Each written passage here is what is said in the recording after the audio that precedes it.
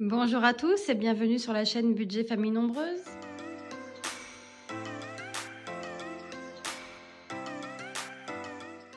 On se retrouve dans cette vidéo pour procéder au remplissage du porte-monnaie pour le mois de mai. Alors c'est parti, on va récupérer donc l'argent dans notre enveloppe banque. Nous avons donc 1130 € pour le mois et 40 € d'argent de poche pour mes filles. Donc, ce qui nous fait un total de 1170 € que nous avons ici. Hop, donc on va les mettre en face de nous. Alors, je vais peut-être essayer de vous dézoomer un petit peu. Alors, le dé, on en aura besoin après.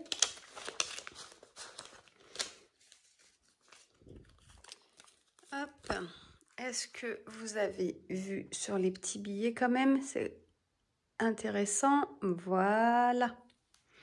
Alors, c'est parti. Donc, nous allons commencer par la boulangerie. Donc, la boulangerie, c'est 40 € par mois, donc dans ce porte-monnaie.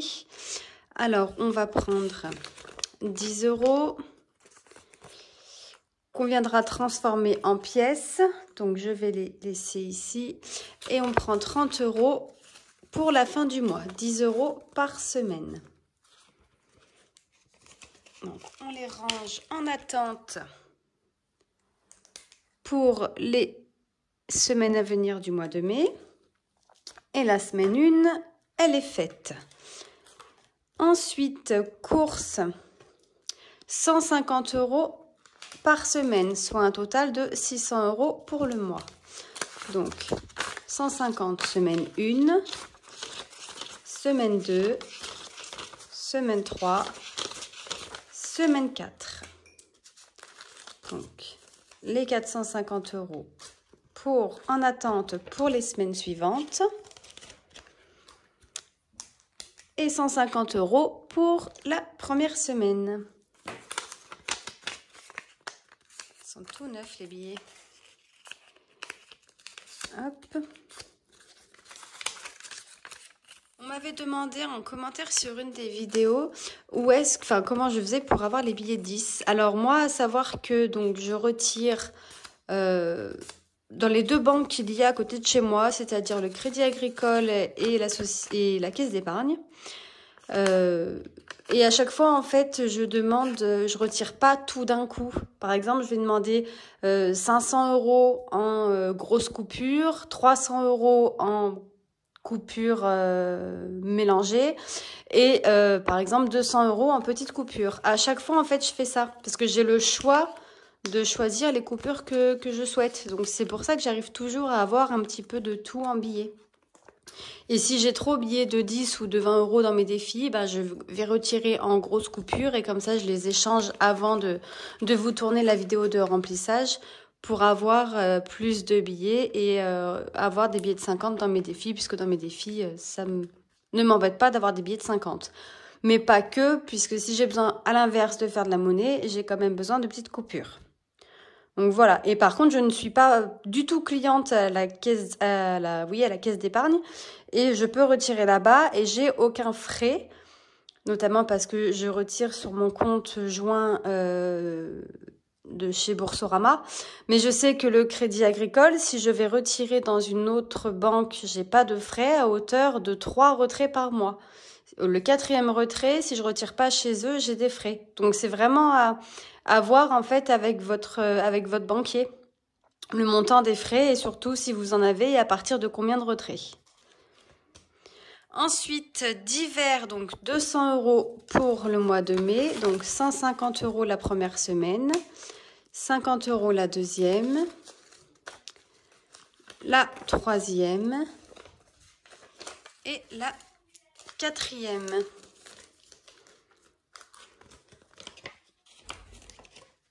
Voilà, on va bien évidemment cocher que la première semaine elle est faite et on va le mettre dans le porte-monnaie. Voilà. Ensuite, shopping, donc c'est un budget de 100 €. Alors, 2, 4, 6, 8, 10. Donc, 20, on a dit 100 € donc pour ce mois-ci. En espérant qu'on n'ait pas trop besoin parce que bon, on a déjà été faire un après-midi shopping en fait avec les filles et mon mari pendant les vacances, mais où elles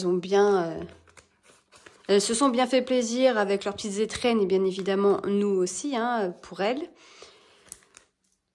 Mais ça part tellement vite et puis en fait j'ai l'impression que les vêtements maintenant c'est devenu... Enfin faut économiser surtout même sur la matière quoi parce que elles prennent des pantalons, elles font une chute, il y a un trou dans le pantalon mais il est énorme. Donc j'ai l'impression que je suis toujours obligée d'acheter des pantalons. Enfin bon, voilà les aléas des enfants et leurs pantalons. Restaurant ce mois-ci 130, 2, 4, 6, 8, 10, 12 et 13.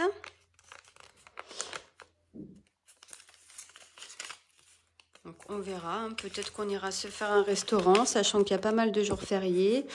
Mon mari aujourd'hui, 1er mai, donc ne travaille pas, ce qui est assez rare pour un jour férié, mais il risque fortement du coup de travailler les autres jours fériés. Bon, ce qui est très bien aussi, hein, parce que du coup, lui, les jours fériés sont majorés et payés, donc il n'y a pas de problème. Hein. Alors, on ouvre l'enveloppe. Voilà. Ensuite, oula, il veut s'en aller. Eh bien, décidément, pourquoi lui, il veut pas? J'ai peut-être dû pas le plier correctement. Hop. Donc là, c'est les 20 € pour l'enveloppe de mes filles hein, qu'on a récupéré dans le carte-moi lors de la clôture du mois d'avril. Et pharmacie, on met 20 €. Voilà. Donc, c'est tout pour ce porte-monnaie. Ensuite, miel, nous mettons 40 € pour notre miel du mois de mai. Hop. Et nous avons donc rempli le porte-monnaie. Et il nous reste 40 €. 1, 2, 3, 4. Pour l'argent de poche de mes filles. Donc, il y a 10 € qui vont nous revenir, pour rappel, dans l'enveloppe shopping, puisqu'on a avancé les 10 € à une de mes filles. Mais je ne vais pas les mettre directement dedans. C'est mieux quand même que ça passe par ses mains et qu'elle nous le rende ensuite. Donc, on va les mettre de côté. On va récupérer le porte-monnaie boulangerie pour faire de la monnaie dans un de mes défis. Alors, normalement dans le défi des saisons, ah bah pile, hop, et on va prendre 10 €. Alors 2, 3, 4, 5, 6, 7, 8, 9, 10, si je ne me suis pas trompée, 2, 4, 6, 8, 9, 10 €. Hop, je vais remettre le billet à la place. Et dans mes autres enveloppes, j'ai presque plus de monnaie puisque mon mari, pour son travail, préfère avoir de la monnaie. Il avait en plus une tombola et puis pour la machine à café, etc. Les petits sandwichs pendant la nuit ou autre. Donc il est déjà venu lui me faire de la monnaie et me donner, enfin et mettre à la place un petit billet. Voilà. Maintenant, on va jouer au défi flash. Le petit dé, il est là. Nous avons fait 2. Alors, 2, on est en semaine paire, puisque c'est la semaine 18, il me semble. Donc, on met 2 € en semaine 1. 2 € en semaine 1, bah écoutez, hein, on va prendre les dedans. Donc, les 2 €, on les prend, on les met dans l'enveloppe.